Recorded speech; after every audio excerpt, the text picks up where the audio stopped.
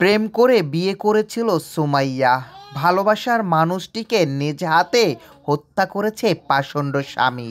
ঘটনাটি ঘটে গাজীপুর শ্রীপুরের বেড়াইদার চালা এলাকার আব্দুল লতিফ এর বাসায়।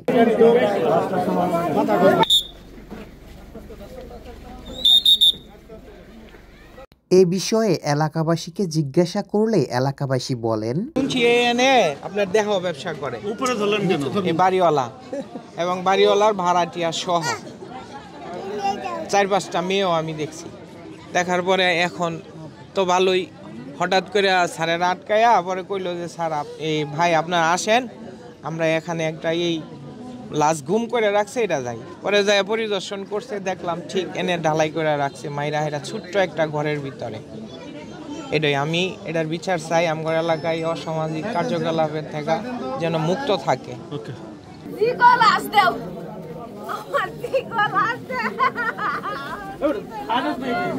চাকরি করতো মক্কা-মদিনা, তারপরে হেরা কিবা প্রেম ভালোবাসা হয়েছে স্যার আমি জানি না।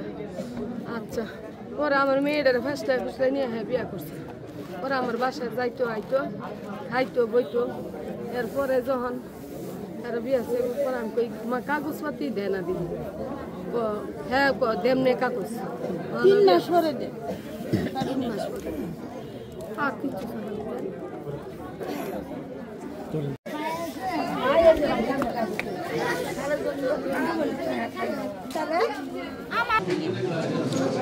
দেখেন, মামলার সংক্রান্তে আমাদের কাছে আসামি অ্যারেস্ট, সেই আসামের কাছ থেকে কিছু তথ্য আমরা পাইছিলাম। সেই তথ্যের উপর ভিত্তি করে আমরা এখানে আসছিলাম, কিন্তু সেই তথ্যটা আমরা সত্যতা পাই নাই। আমরা সামনে যখন এটার আপডেট পাবো তখন আপনাদেরকে ডেকে আবার আমরা ডিটেলস জানাবো। আমার আরেকটা প্রশ্ন আছে, সেটা হলো যে আপনাদের 4 জন আসামি কি এখানে আছে? আমরা এখন আপাতত আমি আর কোনো প্রশ্ন নিতে চাচ্ছি না, পরবর্তীতে আপডেট জানাবো আপনাদের। না, আমরা তো আপনার বক্তব্যে আপনার কোনো কিছু পরিষ্কারই হলাম, আপনি প্রশ্ন নিতে চাচ্ছেন না, আমাদের তো পরিষ্কার করতে হবে।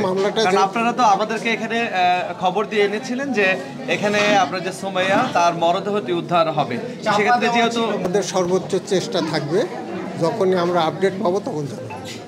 এখন মামলাটা তদন্তাধীন, এই অবস্থায় আর ডিটেলস আমার কাছে থেকে কোনো। আচ্ছা, আরেকটা বিষয় জানি যে আপনার নিখোঁজ ছিলেন হচ্ছে সুমাইয়া, তো সেক্ষেত্রে সুমাইয়াকে কবে নাগাদ মারা হয়েছে এবং সুমাইয়াকে কিভাবে তারা নিয়ে আসলো, হত্যাকাণ্ডটা সংগঠিত ঘটলো, সেটা কি আপনারা আসামি আপনাদেরকে জানিয়েছে কিনা, বা আপনারা এখানে যে আসলেন আজকে মরদেহ, সে যেহেতু আপনার নিহতই হয়েছে, আপনারা নিশ্চিত হয়েছেন, তা সেটা কিভাবে সংগঠিত হয়েছে? এই বিষয়টা আমি বলি, এটা আমরা যতটুকু আমি জানতে পেরেছি যে বিশিষ্টের যে মা, উনি আমার থানায় আসে গত 26 তারিখ রাত্রে। তো এসে আমাকে বলে, বিষয়টা আমার কাছে খুব সন্দেহহীন মনে হয়। আমি সঙ্গে সঙ্গে সবকে অবগত করে আমি একটা টিম দিয়ে দিয়ে আমি গুড সরকার নিয়ে আমি একটা মামলা রেকর্ড করি, সন্দেহের মামলা রেকর্ড করি।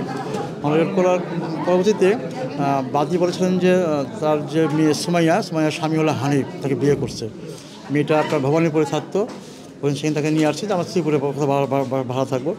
তো বিশিষ্টের মা জানতো না যে স্বামী জামাই কোথায় বাসা বানিয়েছে, তার দেশে বাড়ি জানতো না, একদম জানতো না, আননোন ছিল, তার আননোন ছিল আর কি।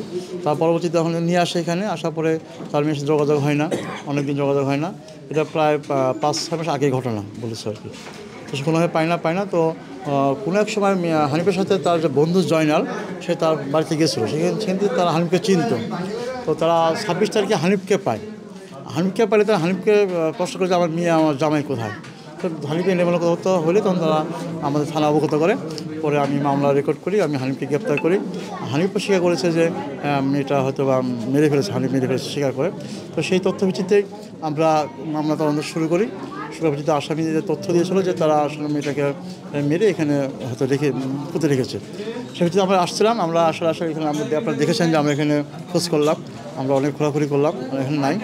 আমরা চেষ্টা করতেছি আবার যে তারা সত্য বা মিথ্যা বলতেছে, আমরা তারা আবার ইনভেস্টিগেশন করব। পরিচিত আবার সঠিক তথ্য পাই আমরা চেষ্টা করি মেয়েটার লাশ উদ্ধার করার জন্য যদি হত্যা করে থাকে। আমাদের ছোট করে আরেকটিও ক্লিয়ার করবেন, সেটা হলো যে যেহেতু হানিফ এবং এখানকার যে বাড়িওয়ালা আপনাদের কাছে অ্যারেস্ট আছে, তাহলে সেই আসামিদের কাছ থেকে আপনারা কি তথ্য পেয়েছেন কত তারিখে এই সুমাইয়াকে তারা মেরেছে? তারা আপনার বলেছে যে তারা অনেক 3-4 মাস বা 5 মাস আগে তারা ঘটনা বলছে যে তারা ইয়ে করেছে তার স্বামী। মানে এক্সাক্ট ডেট তারা বলতে পারে এই যে ডেট তারা বলতে পারে, আসলে তারা সবাই অশিক্ষিত লোক, তারা ডেটটা বলতে পারতেছে না, বলছে অনেক আগের ঘটনা। আজকে এখানে যে খনন করতে আসলেন, লাশ এখানে আছে, এই বিষয়টা কার তথ্যের ভিত্তিতে কাজ করেছেন আপনারা? এই বিষয়টা আসলে আসামিদের দেওয়া তথ্য অনুযায়ী আমরা করেছি আর কি, হানিফ তথ্য অনুযায়ী। এখন আইন শৃঙ্খলা বাহিনীর কাছে কতজন গ্রেফতার আছে এই ঘটনায়? এটা আমরা পরে আসলে আমরা যেহেতু আমরা তদন্তের মাঝখানে আছি, আমরা আসলে এটা বিষয়টা জানাবো। আমরা যেহেতু আমরা একটা অভিযানে আছি, অভিযান শেষ করার পরে আমরা আপডেট জানাবো।